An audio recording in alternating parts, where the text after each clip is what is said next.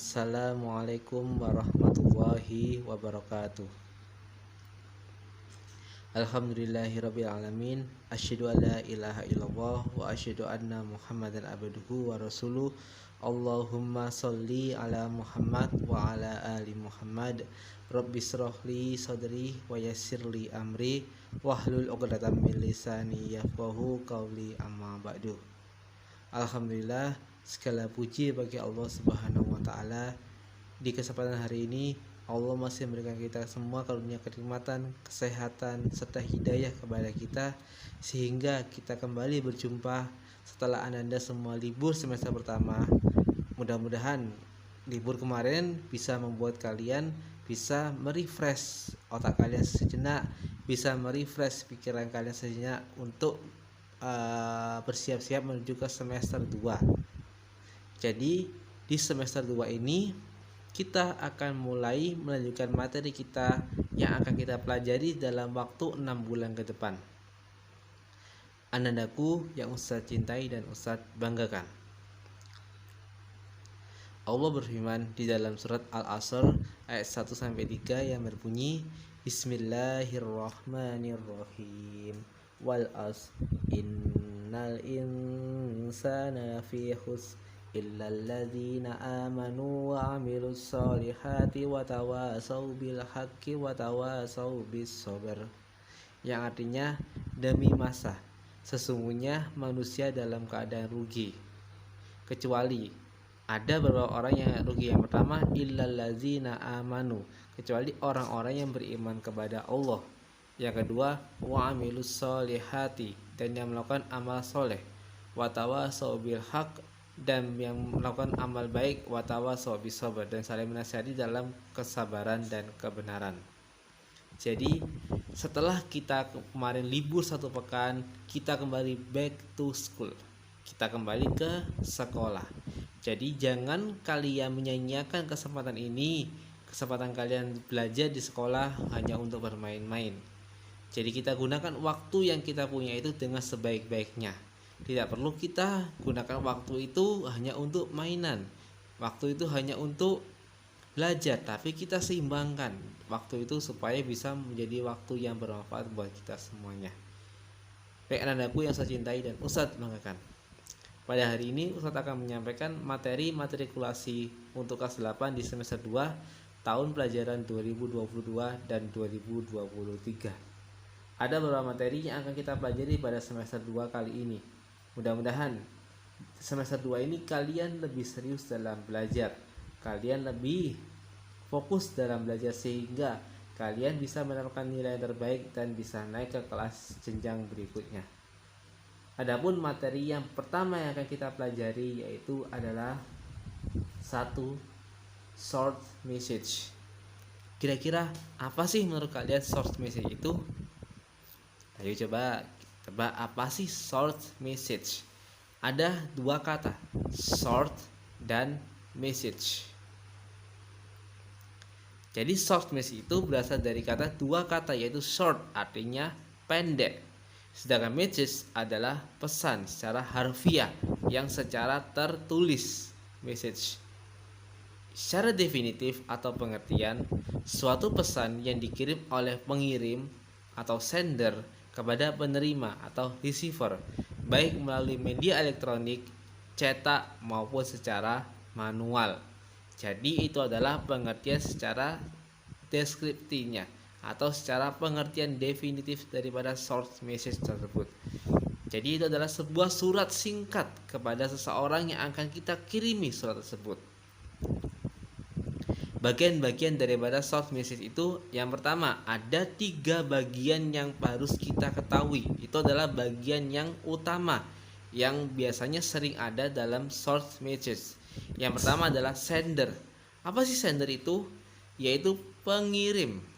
Jadi ketika kalian mengirim suatu pesan, jangan lupa sampaikan siapa yang mengirim. Takutnya kamu ngirim pesan nggak dituliskan siapa pengirimnya, pasti orang itu akan bertanya-tanya, dari siapa pesan ini? Takutnya nanti pesan ini adalah pesan yang hoax, yang nggak benar. Makanya kita tuliskan pengirimnya siapa, supaya kita mengetahui siapa yang mengirim pesan tersebut, atau penerimanya mengerti siapa yang mengirim pesan tersebut. Jadi itu wajib kita sampaikan di atas. Yang kedua ada kontennya. Apa sih konten itu? Yaitu isi pesan yang akan kita sampaikan kepada si penerima pesan tersebut. Jadi isinya itu menerangkan apa? Contohnya, pesan-pesan singkat kita adalah kepada ibu kita. Contohnya, kamu pulang terlambat karena ada kerja kelompok.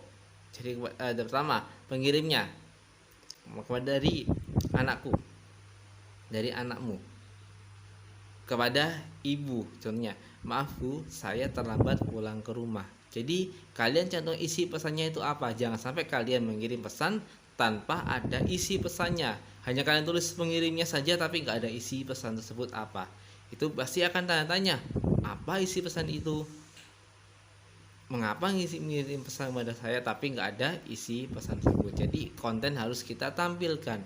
Yang ketiga adalah receiver atau penerima pesan. Jadi jangan sampai kalian tidak menuliskan penerima pesannya siapa. Pasti orang akan bertanya, loh siapa yang menerima pesan ini? Pasti akan bingung, kepada siapa ya ini? Mama kamu ngirim pesan melalui pos, tapi kamu tanpa tuliskan receivernya siapa, maka akan jadi tanda tanya di situ. Pak posnya pasti bingung, kepada siapa ini surat dikirim pesan itu? Atau kamu mengirimkan pesan melalui titipkan pada temanmu, tapi akhirnya sampai di situ bingung yang nerima, kepada siapa pesan itu akan diterima. Jadi ada 3 bagian yang harus kalian ketahui dalam pembuatan short message. Yang pertama apa? Kita ulangi, ada sender, pengirim. Yang kedua ada konten atau isi pesan. Yang ketiga ada receiver atau penerima pesan. Itu adalah materi pertama yang akan kita pelajari dalam semester 2 kali ini.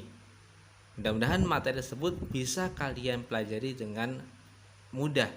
Bisa kalian ambil pembelajaran itu dengan mudah. Yang berikutnya adalah simple past tense. Kira-kira apa sih simple past tense itu? Insya Allah kalian sudah pernah mempelajarinya ketika di jenjang elementary school atau jenjang SD. Yang mana simple past tense adalah kalimat atau tenses yang digunakan untuk menyerang kegiatan kejadian yang terjadi di masa lampau dan telah berakhir di masa lampau juga. Jadi kejadian itu tidak akan terulang kembali di masa sekarang, tidak akan terulang kembali di waktu akan datang. Jadi sudah selesai di waktu tersebut, tidak bisa diulangi lagi di waktu yang akan datang. Itu adalah pengertian daripada simple past tense. Rumus simple past tense, rumusnya ini nanti akan kita lebih detailkan dalam pembelajaran di kelas. Sini saya hanya menyampaikan secara garis besar apa sih rumus simple past tense tersebut. Yang pertama ada bentuk positif, ada subjek, ada verb 2, objek, dan time signal. Berikutnya ada bentuk kalimat negatif. Bentuk kalimat negatif itu ada subjek, ada did, plus not, plus verb 1, objek, dan time signal. Yang ketiga ada kalimat interrogatif. Ada did, subjek, verb 1, objek, dan time signal. Contohnya bisa kita di sini. I ate fried chicken last night. Itu dalam bentuk kalimat positif. I adalah subjek, ate adalah verb 2 yang artinya adalah makan. Fried chicken adalah ayam goreng objeknya, dan last night adalah time signalnya atau keterangan waktu terjadian tersebut berlangsung. Kemudian kita rubah dalam bentuk negatif bagaimana? Kita lihat rumusnya. Jadi kita sampai masukkan subjeknya apa? I. Kemudian kita masukkan did not, I did not. Kemudian verb 1-nya apa daripada eat, yaitu eat. I did not eat fried chicken last night. Jadi kita masukkan rumus tersebut dalam sebuah kalimat. Insya Allah akan mudah jika kita bisa mengetahui rumus tersebut dalam kalimat dan mengaplikasikannya dalam sebuah kalimat sehari-hari. Contoh kalimat negatifnya, did I eat fried chicken last night? Jadi kita cocokkan antara rumus dengan kalimat. Jika kamu bisa mengaplikasikan dengan baik, maka insya Allah rumus itu akan mudah kalian pelajari dan aplikasikan dalam sebuah kalimat untuk simple past tense tersebut. Berikutnya, ada materi tentang recount text. Recount text. Menurut kalian, apa sih gambar recount text itu? Recount, apa sih recount itu? Menghitung ulang, betul? Jadi recount text adalah sebuah teks yang menceritakan kembali kejadian atau peristiwa di masa lampau.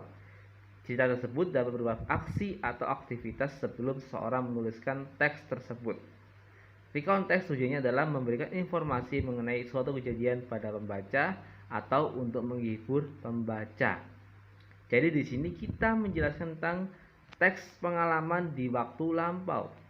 Contohnya, kalian mau menjelaskan tentang pengalaman kalian ketika liburan kemarin, maka kita gunakan teks recount. Yang mana kalian bercerita, pada liburan kemarin, saya dan keluarga saya mengunjungi taman safari, contohnya. Jadi kamu berikan sebuah ceritanya bagaimana. Di sini ada beberapa macam juga general strukturnya. Apa saja di situ? Struktur teksnya. Yang pertama adalah orientation.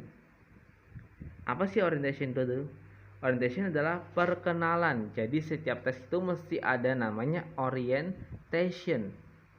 Orientation adalah informasi mengenai tokoh atau karakter, lokasi, waktu kejadian, dan lain sebagainya. Jadi dalam orientation ini kalian menjelaskan tokohnya siapa yang terlibat. Contohnya kamu menjelaskan ayahmu, kamu, adik, ibu, kakak, nenek, dan lain sebagainya. Itu tokoh. Dan karakternya bagaimana? Karakter adik, contohnya adik suka jajan, kakak suka minum, dan lain sebagainya. Jadi karakternya sampaikan juga. Lokasi, di mana kamu mengambil lokasi itu? Contohnya tadi saya sampaikan di taman safari. Kemudian waktu kejadiannya kapan? Dijelaskan. Saya berangkat umpama 1 minggu lalu pada pukul 7 pagi. Sampai sana di jam 9.00. Itu adalah contoh waktu kejadian harus dijelaskan. Melalui orientasi itu harapannya pembaca dapat memahami jalan atau alur cerita daripada penulis yang dibuat. Itu adalah orientation. Yang kedua ada series of events. Kamu familiar nggak dengan kata events? Apa sih event itu? Pasti semuanya ngerti. Event. Yes, event adalah kejadian. Sedangkan series berarti rangkaian. Dalam bagian ini, penulis akan menuliskan rangkaian mengenai peristiwa atau kejadian yang mereka alami. Jadi mereka menjelaskan secara runtut dari awal hingga akhir kejadian tersebut. Contohnya tadi kita menjelaskan tentang taman safari. Saya dan keluarga saya pergi ke taman safari pada Minggu pagi atau Ahad pagi. Di sana kami sampai di taman safari pukul 9.00.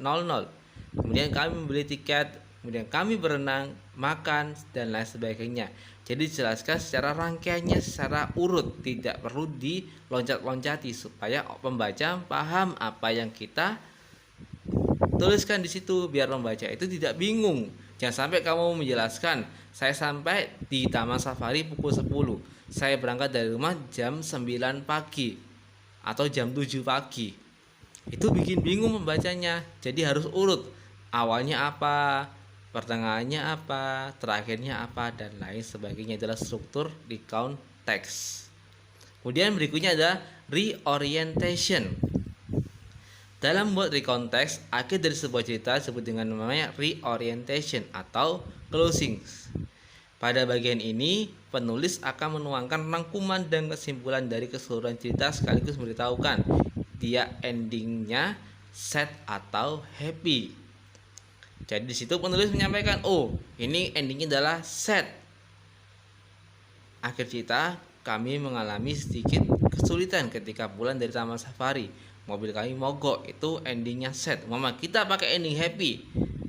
Kita pulang dari taman safari pukul 5 sore. Saya sangat senang sekali mengikuti taman safari. Saya bisa belajar banyak tentang hewan. Kemudian kami beli oleh-oleh dan akhirnya pulang dalam kondisi hati yang senang. Jadi memberitahukan endingnya bagaimana itu supaya pembaca bisa memahami apa yang kita tuliskan di situ. Jika ada, author juga akan menambahkan kesan dan pesan untuk pembaca. Jadi bisa ditambahkan kesan dan pesan kepada pembaca cerita kamu tersebut supaya orang lain bisa memahami apa yang kamu sampaikan dalam cerita tersebut. Baik Ananda semua, sedikit itu tadi yang kami sampaikan, saya sampaikan pada kalian semuanya untuk materi matrikulasi pada kesempatan kali ini. Mudah-mudahan sedikit ini bisa kalian pelajari dengan baik, bisa kalian aplikasikan dengan baik, dan saya harap, Ustadz berharap kalian membaca juga di rumah. Kalian bisa browsing, kalian punya HP, bisa browsing dari internet, bisa kalian membuka buku, bisa kalian mencari referensi di sumber-sumber yang lain tentang 3 materi yang akan kita pelajari di semester 2 ini. Mudah-mudahan ketika kalian masuk, kalian sudah mengetahui apa saja materi yang harus kalian sampaikan, harus kalian pelajari. Jadi kalian tidak nol dalam pembelajaran tersebut. Demikian saya sampaikan kepada kalian semuanya. Mudah-mudahan sedikit ilmu pada kesempatan hari ini bisa bermanfaat buat kalian semuanya. Saya akhiri, jika salah kata saya minta maaf saya sebesar-besarnya. Kita akhiri baca hamdalah dan doa kafaratul majelis. Alhamdulillahirabbil alamin. Subhanakallahumma wa bihamdika asyhadu an la ilaha illa anta astaghfiruka wa atubu ilaik. Saya akhiri, wassalamualaikum warahmatullahi wabarakatuh.